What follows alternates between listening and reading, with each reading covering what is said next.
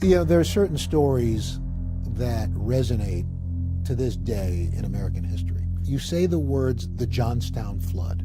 I think when you look at this story, it was about who could afford the good life. Human life was cheap. That's what helped build this great economy, this great country. Well, these robber barons, if you will, we should be able to fish and hunt like our rich friends out west. Well, let's create a lake. We want to do it economically. We don't want to have to worry about putting in valves for releases of water when the pressure gets too great. What are you going to do if we get too much rain?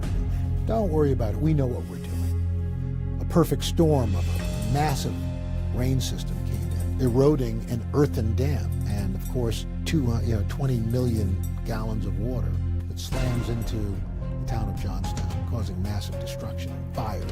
I mean, it literally was hell on earth.